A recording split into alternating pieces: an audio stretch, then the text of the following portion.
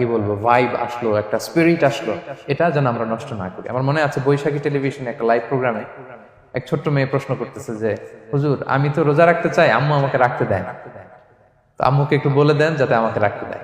ছোট্ট একটা মেয়ে, সে ফোন করে আমাকে প্রশ্ন করলো।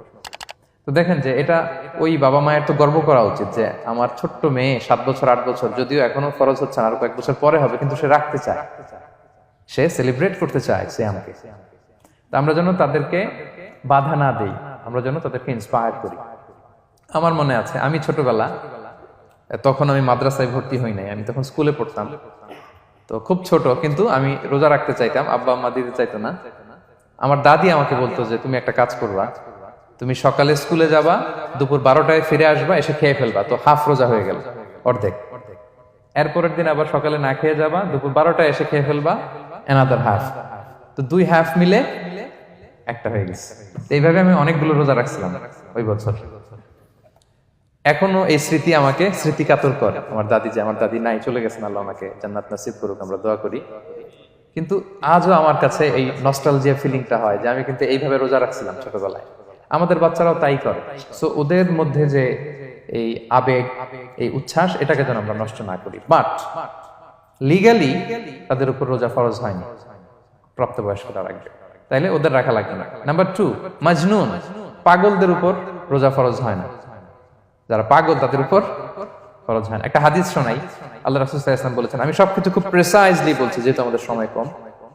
রুফি আল কালামু আন সালাসা, 3 ব্যক্তির উপর থেকে শরীয়তের কলম উঠিয়ে নেওয়া হয়েছে। আনিন নাইমি হাত্তা ইয়াস্তাইকিযা, ঘুমন্ত ব্যক্তি যতক্ষণ না সে জাগে। ঘুমের মধ্যে আপনারা কেউ বকা দিয়ে ফেললে আপনি মাইন্ড করতে পারবেন না, তো ঘুমাইছিল, কাকে বকা দিয়েছে কি করছে সে জানেই না। ঘুমন্ত ব্যক্তির উপর থেকে শরীয়তের কলম উঠিয়ে নেওয়া হয়েছে। আনি সবিগি হাত্তা ইয়াহতালিমা, শিশু যতক্ষণ না সে প্রাপ্তবয়স্ক হয়। ওয়া আনিল মাজনুনি হাত্তা ইয়াকিলা, পাগল যতক্ষণ না সে সুস্থ হয়। এই 3 শ্রেণীর ব্যক্তি থেকে শরীয়তের কলম উঠিয়ে নেওয়া হয়েছে। বুঝতে পেরেছেন?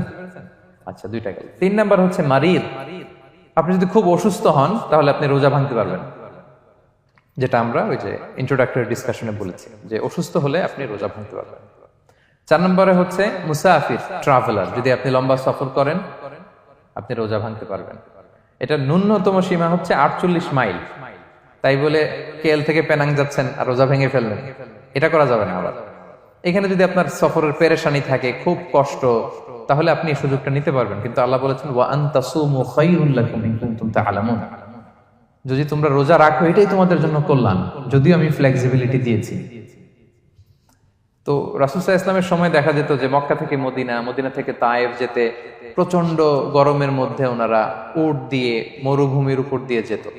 তো ওই পরিস্থিতি কিন্তু আমাদের নেই। কিন্তু যদি আপনার লম্বা সফর হয়, লেটস সে আপনি কেএল থেকে নিউ ইয়র্কে ফ্লাই করছেন, সফরের অনেক পেরেশানি, অনেক সময় হয়তো খেতে পারছেন না, আপনি চাইলে এই ফ্লেক্সিবিলিটি নিতে পারবেন। তো অসুস্থতা আর সফরে থাকলে আপনি রোজা ভাঙতে পারবেন, তবে ফাইদ্দাতুম মিন আইয়ামিন উখর, অন্য সময় এটা গুনে গুনে রাখতে হবে। 5টা যদি ভাঙা যায় পরে 5টা কাজা করবেন। এই পয়েন্টটা কি সবার কাছে ক্লিয়ার? সফরে যে রাসূল সাল্লাল্লাহু আলাইহি ওয়াসাল্লাম রমাদানে রোজা ভেঙেছে, এটার একটা দলিল বলি। আপনারা মক্কা বিজয়ের নাম শুনেছেন না? রাসূল সাল্লাল্লাহু আলাইহি ওয়াসাল্লাম হিজরত করলেন, পরে আবার বিজয় করলেন। এই মক্কা বিজয় কত হিজরিতে হয়েছে কে বলতে পারবেন? হ্যাঁ, হিজরি বলেন তো দেখি। 8ম হিজরি, মাশাআল্লাহ। 8ম হিজরিতে রাসূল সাল্লাল্লাহু আলাইহি ওয়াসাল্লাম যখন মক্কা বিজয় করতে যান, এটা কোন মাস ছিল জানেন? হ্যাঁ, রমাদান মাস। রমাদানের 20 তারিখে মক্কা বিজয় হয়েছে, 20 রমাদান। তো রাসূল সাল্লাল্লাহু আলাইহি ওয়াসাল্লাম মদিনা থেকে মক্কায় যাচ্ছেন বিশাল বাহিনী নিয়ে। মক্কায় পৌঁছতে আরো 90 কিলোমিটার বাকি। আল কাদিদ নামে একটা জায়গা আছে, সহিহ বুখারীর বর্ণনা। ওই কাদিদ নামক জায়গায় রমাদানে রাসূল সাল্লাল্লাহু আলাইহি ওয়াসাল্লাম রোজা ভেঙেছিলেন, ওটের উপর বসে ঢকঢক করে পানি খেয়েছিলেন, যাতে সবাই দেখে। কারণ সবাই ভাববে রমাদানের রোজা রাখবো কি রাখবো না, সবাই আলাদা করে বলতে অনেক সময় লাগবে। রাসূল সাল্লাল্লাহু আলাইহি ওয়াসাল্লাম একটা উঁচু জায়গায় সবাইকে দেখে ওটের উপর পানি খেয়ে ফেললেন। ফলে রাসূলের দেখা দেখি সব সাহাবারা পানি খেয়ে রোজা ভেঙে ফেললো। এটা কোন মাস ছিল? সবাই বলতে হবে কোন মাস? রমাদান। রাসূল সাল্লাল্লাহু আলাইহি ওয়াসাল্লাম সফরে ছিলেন, ফলে তিনি রোজা ভেঙেছেন। দলিল পাইছেন? হ্যাঁ, আচ্ছা। সংক্ষেপ করে দিচ্ছি, লম্বা কথা সংক্ষেপ করে দিচ্ছি। আর কোরআনের আয়াত তো শোনালামই আমি, ফামান কানা মিনকুম মারিদান আও আলা সাফার ফাইদ্দাতুম মিন আইয়ামিন উখর। কেউ যদি অসুস্থ হয় কিংবা ট্রাভেল করে চাইলে রোজা ভাঙতে পারবে, তবে গুনে গুনে পরে আদায় করে নিতে হবে। এই যে গুনে গুনে পরে আদায় করে নিতে হয়, এটারে বলে আরবিতে কদা, বাংলায় আমরা যেটাকে কাজা বলে অভ্যস্ত। বাংলায় আমরা কি বলি? একটু কথা বলেন আমার সাথে, বাংলায় কি বলি? কাজা বলি। তো আপনি অসুস্থতার কারণে যদি রোজা ভেঙে ফেলেন, পরে এগুলো কাজা করবেন। সফরের কারণে যদি রোজা ভেঙে ফেলেন, পরে আপনি কাজা করবেন। 5 নম্বরে যাদেরকে এক্সাম্পশন দেয়া হয়েছে, ওটা আমি আয়াতে বলেছি। আরবিতে যাদেরকে বলে আল হারাম, মানে very old man or women, খুবই বয়োবৃদ্ধ, অতিবৃদ্ধ মানুষ, 100 বছর 105 বছর এরকম আমাদের কিছু মুরব্বীরা আছে না, ওনাদেরকে খাবার দিলে খেতে পারে না, কাউকে চিনে না, ওনাদের জীবনের স্বাদ আল্লাহ সব শেষ, বিদায়ের সময়, ওই সময় উনি আর কি রোজা রাখবেন? এই জন্য আল্লাহ তাআলা ওনাদেরকে ছাড় দিয়েছে। অনুরূপ ভাবে যদি এমন কোন অসুস্থ হয়, মানে মারিদুন লা ইউরজা শিফাউ, সে যে আবার সুস্থ হবে এই আশা আর নাই, এরকম ডাক্তার অনেক বলে দিছে যে ক্যান্সারের 3rd স্টেজে চলে আসছে, সে সার্ভাইভ করবে যতদিন কেমোথেরাপি দেওয়া হবে, তো শেষের দিকে সে অনেক অসুস্থ, অনেক ড্রাগস নিতে হয়, ওষুধ খাইতে হয়, তার আর সুস্থ হওয়ার সম্ভাবনা নাই। এই 2 শ্রেণীর লোকদের জন্য ছাড় দেয়া হয়েছে, তাদের কাজা করা লাগবে না, কারণ কাজা তো করতেই পারবে না। কি বলেন?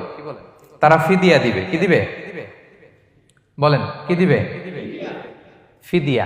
ফিদিয়া হচ্ছে প্রত্যেকটা রোজার জন্য একজন মিসকিনকে 2 বেলা করে খাওয়ানো। আই রিপিট, একটা রোজার জন্য একজন মিসকিনকে 2 মিলস, বাস হয়ে গেল। 30টা যদি উনি রাখতে পারে নাই, আপনি একজন মিসকিনকে 30 বেলা 2 মিল খাওয়াতে পারেন, অথবা 30 জনকে 2 বেলা খাওয়াতে পারেন, অথবা 60 জনকে 1 বেলা খাওয়াই দিতে পারেন, অথবা এই পরিমাণ টাকা দিয়ে দিতে পারেন।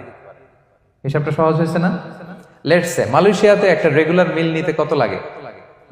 ধরেন যে মালাই দোকান বা মামাদের যে দোকানগুলো, একটা নাসি নিলাম, একটা আইয়াম নিলাম, একটা 100+ নিলাম, এই তো একটা প্যাক হয়ে গেছে। কত পড়বে? 10 রিঙ্গিট, রাইট? তাহলে 10 রিঙ্গিট হচ্ছে একটা মিল, আর 2টা মিল করলে 20 রিঙ্গিট। তাহলে প্রত্যেকটা রোজার জন্য 20 রিঙ্গিট করে আপনাকে ফিদিয়া গুনতে হবে। 30টা রোজার জন্য কত? 600 রিঙ্গিট। তাহলে ফিদিয়া ব্যাপারটা ক্লিয়ার হয়েছে সবার কাছে? আমাদের এরকম মুরব্বী যদি থাকে যারা রোজা রাখতে পারছেন না, তাদের জন্য আমরা এইভাবে ফিদিয়া আদায় করি। গেল। ইমাম মালিক আলাইহি রাহমা, মালিকি মাযহাবের ইমাম, উনি ওনার শেষ জীবনে খুব অসুস্থ ছিলেন। উনি ওনার শেষ জীবনের রমাদানে রোজা রাখতে পারেন নাই, এত বয়স হয়ে গেছিল, রোজা রাখতে পারেননি। তো উনি 30 জন মিসকিনকে এনে গোশত আর রুটি খাওয়াই দিছিলেন একসাথে, ফিদিয়া আদায় হয়ে গেছে। তো এরা ছাড় পাবে। 6 নাম্বার হচ্ছে আসহাবুল আমাল আশ-শাক্কা, যারা খুব কঠিন কাজ করে। এই প্রসঙ্গটা নিয়ে অনেকে ভুল বোঝে।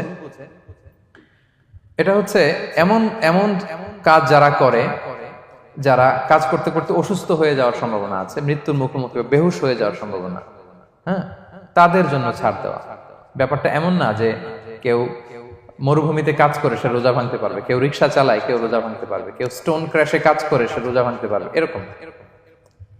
ধরেন যে মরুভূমিতে যারা কাজ করে, বা বাংলাদেশে সামারে যারা রিক্সা চালায়, অথবা আয়রন ফ্যাক্টরিতে যারা কাজ করে, অনেক সময় এমন হয় তারা ডিহাইড্রেশনে ভুগতে ভুগতে বেহুশ হয়ে যায় কাজের মধ্যে, এরকম হয় না?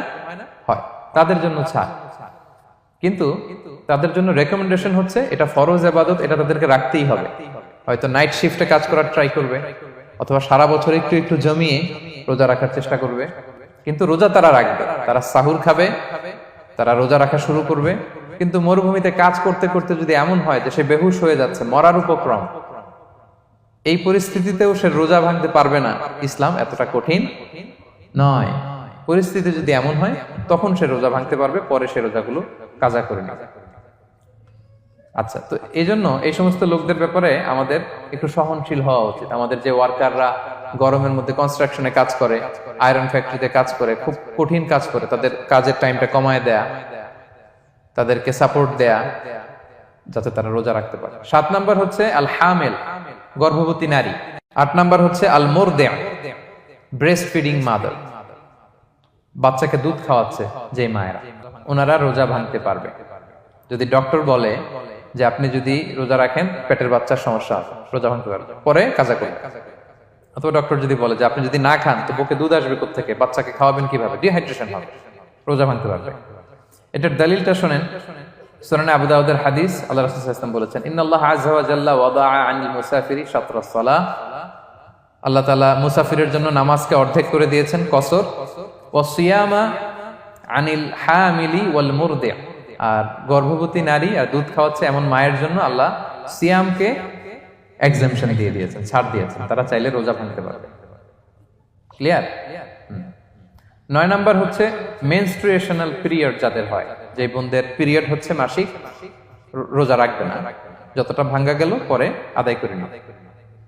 10 নাম্বার হচ্ছে পোস্টপার্টাম পিরিয়ড, যেটা নিফাস বলে, আফটার বার্থ, এই বেবি ডেলিভারি, বেবি ডেলিভারির পরে আমাদের বোনদের যেই পিরিয়ডটা হয় সেই সময় ওনারা রোজা রাখবেন, কয়টা ভাঙলো গুনে পরে কাজা করে ফেলবে। এবং আম্মা জান আয়েশা রাদিয়াল্লাহু তাআলা আনহা উনি বর্ণনা করেন, কুন্না নাহিদু আলা আহদি রাসূলিল্লাহ, এটা একটা ন্যাচারাল প্রসেস, আমাদের আম্মা জান নবীদের স্ত্রীদেরও এটা হতো। তিনি বলতেন যে আমাদের যখন পিরিয়ড হতো, সুম্মা নাতহুর, এরপর যখন আমরা সুস্থ হয়ে যেতাম, ফায়ামুরুনা বিকাদাইস সিয়াম, রাসূল সাল্লাল্লাহু আলাইহি ওয়াসাল্লাম আমাদেরকে রোজাগুলো কাজা করতে বলতো, ওয়ালা ইয়ামুরুনা বিকাদাইস সালাহ, নামাজ কাজা করতে বলতো না। আমাদের বোনরা পিরিয়ডের কারণে যে নামাজগুলো চলে যায় এগুলো কিন্তু পড়তে হয় না পরে, কিন্তু রোজা যদি ভাঙা হয় সেগুলো কি করতে হয়? রাখতে হয়। একটা মজার হাদিস শোনেন, আম্মা জান আয়েশা রাদিয়াল্লাহু তাআলা আনহা বলেন যে আমার যে রমজানের ভাঙতি রোজাগুলো ছিল আমি সারা বছর রাখতাম না, আমি হাদিস পড়তে গেলে অনেক সময় লেগে যাবে, সারা বছর আমি রাখতাম না, এটা আমি শাবান মাসে রাখতাম। কোন মাসে? শাবান মাসে। কেন? কারণ রাসূল সাল্লাল্লাহু আলাইহি ওয়াসাল্লাম নিজেও রমাদানের পরে সবচাইতে বেশি নফল রোজা যেই মাসে রাখতেন সেটা হচ্ছে শাবান মাস। এই যে এই মাসের আগে যে মাসটা আমরা কাটায় আসলাম শাবান, এই শাবান মাসের প্রায় পুরো মাসে রাসূল সাল্লাল্লাহু আলাইহি ওয়াসাল্লাম রোজা রাখতেন। আম্মা জান আয়েশার যে ভাঙতি রোজাগুলো উনি সারা বছর না রেখে ওই সময় রাখতেন, হাজবেন্ড ওয়াইফ দুইজনেই রোজাদার। ব্যাপারটা সুন্দর না অনেক? দুইজনেই, যেহেতু আমার হাজবেন্ডও রাখতেছে তো আমিও এই টাইমে রাখি, এইভাবে উনি বুদ্ধি করে ওনার রোজাগুলো রেখে দিতেন, উনি শাবান মাসে রাখতেন। কারণ তিনি রাসূল সাল্লাল্লাহু আলাইহি ওয়াসাল্লামের ব্যাপারটা খেয়াল করতেন। এমন হতে পারে যে অন্য মাসে যদি উনি রোজা রাখেন দিনের বেলায়, রাসূল সাল্লাল্লাহু আলাইহি ওয়াসাল্লাম হয়তো আম্মা জান আয়েশা রাদিয়াল্লাহু তাআলা আনহা সঙ্গ পেতে চাইতে পারেন দিনের বেলায়, সো এটা রাসূল সাল্লাল্লাহু আলাইহি ওয়াসাল্লামের জন্য কষ্টকর হবে, আর উনি তো রোজা রেখেছেন, সো উনিও প্ল্যান করে এমন সময় রাখতেন যে সময় রাসূল সাল্লাল্লাহু আলাইহি ওয়াসাল্লাম নফল রোজা রাখতেন, শাবানে রাখতেন। তো আমাদের বোনরা এই কাজটা করতে পারেন, শাবানে আপনারা এগুলো রাখতে পারেন। এই পয়েন্টটা শেষ। এই লোকেরা রোজা ফরজ হওয়ার পরেও ছাড় পাবে, আর যে সমস্ত ক্ষেত্রে ভাঙতে পারবে তারা পরে এগুলো কাজা করবে। কাজা মানে একটা রোজার জন্য একটা রাখা, একটার জন্য একটা রাখা। আর ফিদিয়া মানে কি একজন বলতে পারবেন? বলেন। মাশাআল্লাহ, একটা রোজার জন্য একজন মিসকিনকে 2 বেলা খাওয়ানো, আর 30টা রোজার জন্য 60 বেলা। এই তো হয়ে গেল, বুঝে